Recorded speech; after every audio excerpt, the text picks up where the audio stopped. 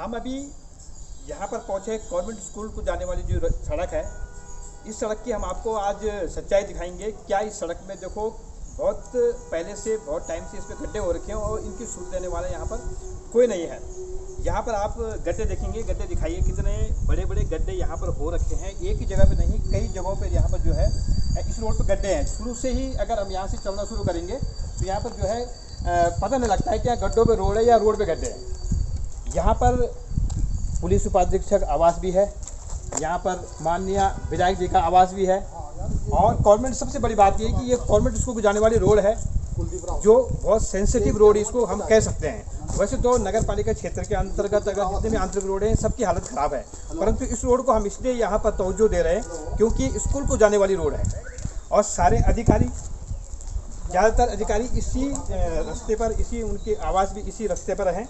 उसके बावजूद ये रोड जो है ठीक नहीं हो पाई है। सारे अधिकारियों के संज्ञान में ये रोड है, उसके बावजूद ये रोड अभी तक ठीक नहीं हो पाई है। यहाँ पर स्कूल को जाने वाली जो है बसें हैं वो, या ये लोग अपने बच्चों को जो है स्कूटी में, बाइक में लेके आते हैं। अगर कल के दिन कोई दुर्घटना घटित हो जाती है तो इसका जिम्मेदार कौन होगा, ये बड़ी सोचने वाला विषय है। तो आप यहाँ पर गड्ढे दिखाइए, कितने बड़े बड़े गड्ढे हैं। यहाँ पर कोई भी बाइक, कोई भी स्कूटी यहाँ पर कभी भी पलटेगी, अगर ये गिर गई तो कितना बड़ा नुकसान यहाँ पर जो है पब्लिक को हो सकता है। ये हम आपको आज दिखाने की कोशिश अपनी वीडियो के माध्यम से कर रहे हैं। आप पूरे गड्ढे दिखाइए। यहाँ पर आप देख सकते हो कि शुरू से ही जब हम यहाँ पर आ रहे थे तो शुरू से यहाँ पर जो है गड्ढे हमें मिले। शुरू में बहुत बड़े बड़े गड्ढे, अगर छोटे छोटे गड्ढे होते तो हम बोल सकते थे कि छोटे छोटे गड्ढे हैं, पर इतने बड़े बड़े गड्ढे हैं कि यहाँ पर कभी भी कोई दुर्घटना घटित हो सकती है। देखो ये बाइक वाले हैं, ये बाइक अगर यहाँ से जा रही है तो ये भी जो है गड्ढों से बच के चल रहे हैं।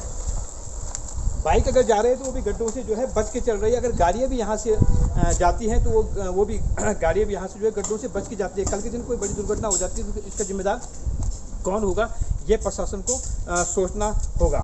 देखिए, सबसे बड़ी वाली बात है कि हनुमान चौक से लेकर के और कॉन्वेंट आप लेके जाएं और ऊपर जितने भी डीएम के और संबंधित जो इसमें हमारे जितने भी डिपार्टमेंट हैं, सबकी लगभग कर्मचारी से लेकर के सब यहीं से जाने का काम करें। सबसे शॉर्टेज रूट यही पड़ता है। और आप देख लीजिए इतने बड़े बड़े गड्ढे हैं, तो कई बार तो मैं भी गया तो बड़ा अजीब सा महसूस होता है। और बच्चे देखता हूँ वहाँ पे कई बार उतर करके लोग ऊपर आ जाते हैं।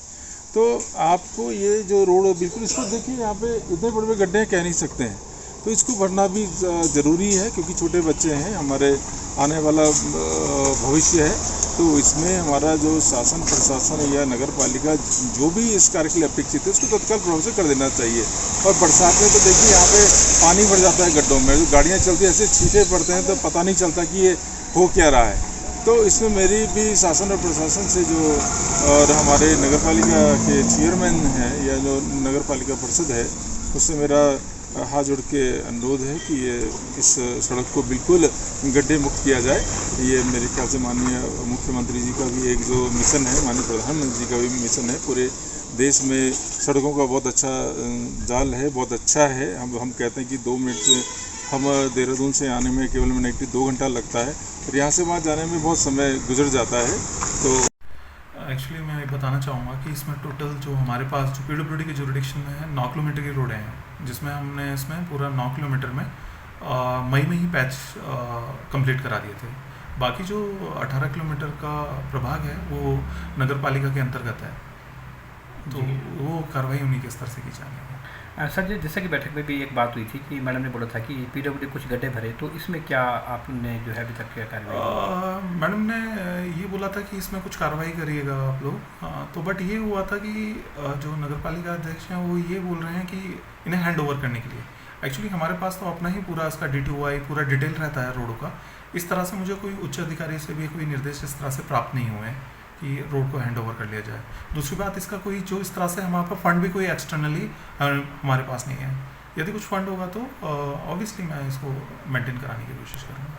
तो ये सड़कें पीडब्ल्यूडी के पास होनी चाहिए थी और दिशा की बैठक में हमने इस बात को उठाया भी था, जिसमें माननीय हमारे सम्मानित सांसद महोदय, जिलाधिकारी महोदय और पीडब्ल्यूडी एक्शन ने इसको हस्तांतरित करने की और पीडब्ल्यूडी में लेने की बात स्वीकृति प्रदान भी की थी। अब इस पर कार्रवाई चल रही है। तब तक क्योंकि ये सड़कें काफ़ी साल से बदहाल है, काफ़ी साल से सड़कें टूटी हुई है, तो क्योंकि मुझे भी बने हुए 4 महीने वगैरह, आप जानते हैं कि इसके लिए एक बड़ा बजट चाहिए सड़कों को बनाने के लिए। तो हमने PWD के माध्यम से एक DPR जो शासन को भेजी है, जो कि 10 करोड़ की DPR है, और ये जो सड़कें हैं, ये इसका जो निर्माण होना है, पूरा निर्माण इसका होना है, ये मुख्यमंत्री की घोषणा में भी है। तो हम जल्दी आशा करते हैं कि हम इसमें प्रयासरत हैं। माननीय विधायक जी से भी इस बारे में हमारी वार्ता चल रही है, और सभी से, हमारी DM महोदय से इस बारे में वार्ता चल रही है। तो हो सकता है कि जल्द से जल्द शासन से पैसा स्वीकृत हो और इन सड़कों का पुनर्निर्माण हो।